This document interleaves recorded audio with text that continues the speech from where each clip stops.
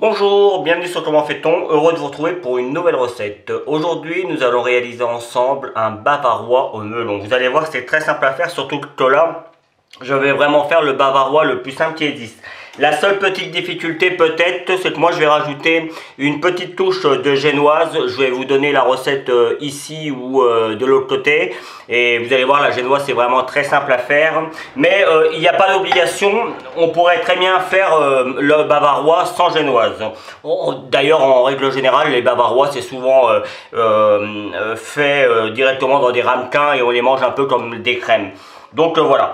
Donc pour le melon, j'en ai gardé un petit bout parce que je vais m'en servir pour le décor. Donc il y a à peu près 50 grammes pour le décor et 450 grammes de melon que j'ai mis dans mon mixeur. Je vais vous expliquer ça tout de suite. Bon, pas de complications. Voilà, je vais y arriver.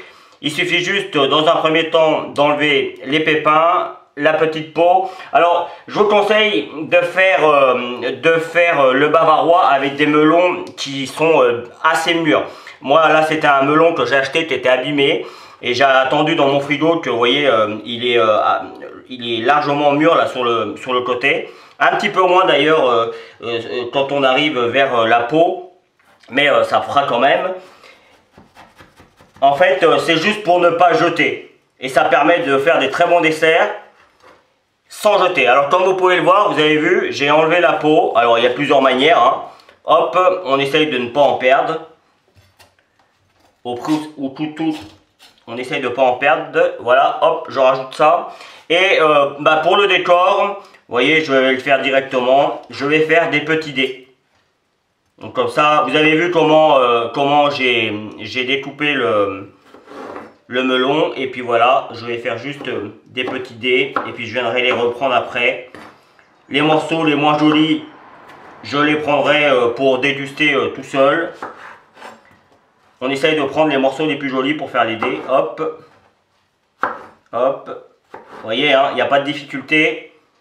D'ailleurs, s'il reste des petits morceaux, même s'il y a 50 grammes de plus dans la préparation pour faire le bavarois, c'est pas un problème. C'est pas ça qui changera le goût. Voilà. Ça, c'est pour faire ma décoration. Alors, on pourrait les mettre dans un petit peu de jus de citron pour éviter qu'ils ne noircissent ou quoi que ce soit. C'est un choix. Le melon, c'est pas le fruit qui se transforme à l'air. C'est pas celui-là qui se transforme le plus, donc c'est pas vraiment un problème. Donc maintenant, pour faire le bavarois en question, vous allez voir, c'est là encore assez simple. Il faut, pour faire un bavarois, il faut du sucre, du fruit et un petit peu de crème fouettée. La crème fouettée, je vais le faire après. Mais dans un premier temps, et il faut un petit peu de gélatine évidemment pour faire prendre tout ça. Dans un premier temps, j'ai mis 450 grammes de melon que j'ai découpé en morceaux de façon que ce soit plus facile à mixer. J'ai rajouté 120 grammes de sucre, ce sera le seul sucre que je mettrai dans ma recette. Alors pour ceux qui considèrent que c'est déjà trop, eh bien vous pouvez en mettre encore un petit peu moins. Le melon c'est déjà assez sucré, donc éventuellement vous pouvez en mettre un petit peu moins. Ceux qui considèrent que, sachant qu'on va rajouter encore 20 centilitres de crème fouettée, vous pouvez dire que ça va pas être assez. Donc vous pouvez en rajouter un petit peu plus. Moi je considère que 120 grammes c'est bien. Il faut pas plus, faut pas moins. Hop, et puis je vais venir mixer tout ça. Voyez. Alors, dans un premier temps, ça va être un petit peu compliqué parce que le melon, ça se machine pas comme ça. Mais il suffit de mélanger un peu. Et vous allez voir, ça va se transformer. Si vous avez un mixeur à soupe, ça marchera aussi très bien. Bien, j'ai mis ma purée de melon. On peut considérer que c'est une purée de melon à chauffer. Dans une petite tasse, j'ai mis 3 cuillères à soupe d'eau. Alors moi, je vais utiliser de la gélatine en poudre. On en trouve facilement. Il faut savoir qu'il faut un paquet pour environ 500 ml de préparation. C'est à peu près ce que j'ai. Donc ça ira très bien. Mais il faut le diluer. J'essaie de ne pas montrer la marque. Il faut le diluer dans 3 cuillères à soupe d'eau. Donc on fait ça avant que la préparation, le temps que la préparation chauffe. Vous voyez, simplement. Alors Ça évite, vous savez, les feuilles de gélatine, pour ceux qui connaissent les feuilles de gélatine, il faut les diluer dans l'eau, après il faut les essorer et tout. C'est un petit peu plus laborieux. Là, je trouve que c'est plus simple à faire. Et c'est le même principe. Alors évidemment, pour ceux qui ne voudraient pas utiliser de la gélatine à base d'animaux, vous pouvez utiliser l'agar-agar. Je crois, il me semble que les quantités sont à peu près les mêmes. C'est un paquet pour 1 ml de préparation, mais regardez sur les paquets, c'est toujours expliqué. Voilà. Là, ma préparation arrive à ébullition. Je vais la faire monter à ébullition et je rajouterai la gélatine après. Allez, ça arrive à ébullition. Je rajoute ma gélatine. Vous voyez, hein, il n'y a pas de difficulté. Hop. Je mélange bien comme il faut pour que la gélatine se dissout bien et que surtout il y en ait partout. Alors moi j'ai choisi parce que sachant qu'on va rajouter un petit peu de crème fouettée, il y aura un petit peu plus de 500 ml de contenu. Mais la crème fouettée ça tient plus ou moins bien tout seul. Donc c'est pour ça que moi j'en ai mis qu'un demi sachet. Si vous avez peur, vous pouvez mettre 2 sachets. Hein. Mais quand c'est trop gélatineux, c'est pas forcément mieux. Donc là encore, c'est une question de choix.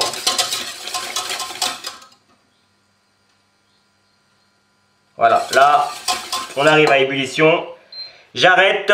Je vais attendre que ça refroidisse avant de monter ma crème fouettée. La crème fouettée, c'est simple, hein, on la met dans le bol d'un batteur bien froid. Et puis, on la fouette juste à temps qu'elle monte. Et puis, c'est terminé. Hein. C'est un petit peu comme des blancs d'œufs, c'est le même principe.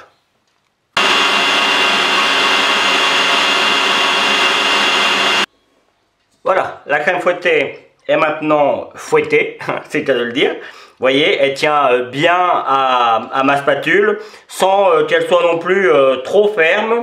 On ne veut pas non plus que ce soit du beurre. Donc, dans un premier temps, vous voyez, je vais venir en mettre un petit peu dans ma préparation. Et là, je vais aller au fouet. En fait, ça va permettre de détendre l'ensemble et ça va être plus facile après pour intégrer le reste. Alors évidemment, on a attendu que la préparation initiale avec le melon soit refroidie. Hein. Refroidie, pas forcément super froid, parce que sinon la gélatine va faire son effet. Mais refroidie. Voilà, là on a quelque chose de joli. Hop, on enlève le fouet à partir de là. Et maintenant, on vient rajouter la crème fouettée. Alors on peut y aller en plusieurs fois, moi j'ai l'habitude, donc je vais tout mettre d'un coup. Et je vais vous expliquer après comment on mélange ça pour que ce soit bien intégré et que la crème fouettée ne retombe pas. Donc, alors pour la crème fouettée, là encore, moi j'ai mis 20 centilitres. Je pourrais entendre qu'il y en ait un petit peu trop ou pour certains peut-être pas assez. Moi, avec la recette que j'ai fait, je considère que c'est vraiment ce qui fait la jonction. C'est idéal entre la quantité de melon que j'ai mis et le sucre et la crème. Maintenant, vous pouvez en mettre un petit peu moins si vous le souhaitez. Hein. Donc, pour mélanger la crème fouettée, il n'y a pas de difficulté particulière. Il suffit juste de venir, vous voyez, on vient tout doucement intégrer, on monte, on descend, un petit peu comme si vous incorporiez des blancs dans une mousse au chocolat pour ceux qui savent la faire. Et le but là, c'est d'obtenir une crème parfaitement onctueuse et surtout parfaitement homogène. Donc je ne vais pas en faire toute la vidéo, parce que ça prend un petit peu de temps si on veut faire ça bien. Vous voyez, j'y vais vraiment doucement, hein. Il faut que ça s'incorpore tranquillement. Alors là, ce sera un petit peu trop liquide pour que je puisse le mettre dans mon moule. Donc moi, je vais attendre que ça refroidisse encore un petit peu. Et la recette, là, c'est pour 4 personnes. Moi, là, le petit moule que j'ai, c'est pour une personne. Donc ça vous donne juste une idée. Moi, je veux juste vous donner une idée de ce que ça va, de ce qu'on peut faire. Mais il suffit de multiplier le moule par 4 et vous aurez la même chose, mais en plus grand. Moi, le reste, je vais le mettre probablement dans des ramequins et je vais les mettre au congélateur. Et comme ça, je les sortirai quand j'en aurai besoin. Sachant que je suis tout seul, c'est parfois difficile de faire de la grosse pâtisserie. Parce que faire de la pâtisserie pour une personne, c'est souvent compliqué. On n'a pas les engins pour ça. Donc 4 personnes, c'est vraiment déjà, ça va, mais il faut pas moins. Donc je m'adapte.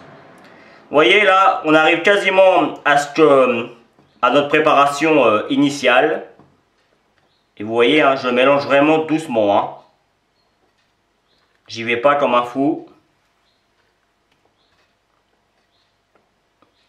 Et moi, comme j'ai pas de fond, pour moi, vous voyez, si je mets ça, ça va couler. Donc c'est pas le but. Donc moi, je vais attendre qu'elle prenne un petit peu et je coulerai ça. Je vais le mettre au frigo et je vais attendre un petit peu et je vais revenir vers vous quand ce sera pris. Et pour faire le montage, mais pour faire le montage, il n'y aura pas de difficulté. J'ai juste mis un petit papier film. Alors, c'est du rhodoïde. Voilà à quoi ça ressemble le rhodoïde. Hein, c'est juste du papier film que l'on trouve maintenant assez facilement sur internet ou même dans le commerce. Ça permet de démouler les gâteaux plus facilement. Je vais venir mettre mon biscuit. Alors, je vais essayer de monter pour que vous voyez bien. Voilà, je vais venir mettre mon biscuit ma génoise au milieu, mais vous avez vu, j'ai fait en sorte que ça touche pas les bords de façon à ce que ma crème vienne recouvrir mon biscuit. Je veux pas qu'il se voit en fait mon biscuit. Je veux vraiment avoir l'aspect bavarois sans biscuit. Le biscuit c'est un plus, je vous l'ai dit au début. Donc voilà, moi je veux vraiment juste l'aspect bavarois, très simple et le plus lisse possible. Donc c'est pour ça que j'ai découpé. Mais si vous voulez voir le biscuit, il vous suffira juste de faire la taille du moule, et puis en plus ce sera plus facile pour le mouler, puisque sur le coup vous aurez le biscuit qui empêchera le débordement. Donc voilà, ça c'est la petite astuce, mais moi j'ai envie de faire comme ça. Donc je vais attendre que ma préparation prenne un petit peu, et dès qu'elle commence à prendre, je commencerai à faire le moulage. Je remplirai jusqu'en haut, et puis j'en mettrai ça au frigo pour 3 ou 4 heures. C'est un gâteau que l'on peut faire la veille pour le lendemain, c'est même préférable, de façon à ce que la gélatine ait bien le temps de prendre. Allez, une petite astuce que je vais vous donner. Pour aller un petit peu plus vite, j'en ai congelé un tout petit peu. J'ai juste rempli le fond. J'ai mis au congélateur sur ma plaque bien froide. Comme ça, la gélatine a bien pris. Et de cette manière, alors évidemment, pendant ce temps-là, j'ai mis mon appareil au frigo. Et puis maintenant, il me reste plus qu'à venir verser tout ça jusqu'en haut. Vous voyez, là, ça ne coupe pas. Je viens bien jusqu'en haut. Voilà. Hop, et le si peu qui me reste, je vais en refaire un petit, ou je vais le mettre au congélateur, je le mangerai comme glace peut-être, on verra. Je ne sais pas trop encore. Donc cette partie-là par contre, je vais la mettre dans mon frigo. Et puis, alors si je voulais aller un petit peu plus vite, je pourrais le mettre au congélateur aussi. Moi c'est pas mon but, là il est midi, donc j'ai le temps. Je finirai la vidéo ce soir. Normalement en 3-4 heures la gélatine prend, il n'y a pas de problème, j'en ai pas mis trop, donc il va falloir peut-être un petit peu plus de temps, mais ça prend sans aucun problème. Donc on finira la vidéo dans la soirée. Pour vous ce sera dans quelques secondes. Et voici le résultat final. Alors comme vous pouvez le constater, je l'ai démoulé bien évidemment, j'ai enlevé le petit rhodoïde sur le contour et on voit quelque chose de très nuageux, c'est vraiment très fin. Et justement en parlant d'être très fin, je peux comprendre que certains vont avoir peur en disant là ça va être juste, on va le démouler, ça va être trop juste. N'hésitez pas à mettre un petit peu plus de gélatine. Moi j'ai mis un paquet, vous en mettez un paquet et demi et ça marchera très bien. Donc voilà, ça c'est la petite astuce. J'ai mis mes petits dés de melon que j'avais gardés au préalable. J'ai été cueillir les sommités de feuilles de menthe et de mélisse. C'est très joli, ça donne un petit aspect, ça donne un petit peu de couleur à tout ça. Et puis voilà, on voit bien justement la couleur, on retrouve bien le côté un peu couleur chair du melon. Et c'est pas un dessert qu'on a l'habitude de manger, mais je peux vous garantir que c'est très bon. Alors ça pourrait être accompagné d'un petit coulis à la fraise, à la framboise ou aux cerises, pourquoi pas. Là c'est la pleine période des cerises et même des fraises d'ailleurs, même des framboises aussi. Donc vous avez le choix. Voilà, j'espère que cette nouvelle recette vous plaira. J'ai pris comme toujours beaucoup de plaisir à la réaliser. Vous allez voir apparaître tous les liens qui vont vous permettre d'aller sur mes réseaux sociaux. Et si vous continuez encore un petit peu plus longtemps, vous allez avoir le lien qui va vous permettre de vous abonner à ma chaîne YouTube. Vous avez l'habitude pour ceux qui me connaissent, hein, et probablement que vous l'avez déjà fait. Pour les autres, n'hésitez pas à cliquer sur la petite cloche. Pour ceux qui ont l'habitude de YouTube, ils vont comprendre.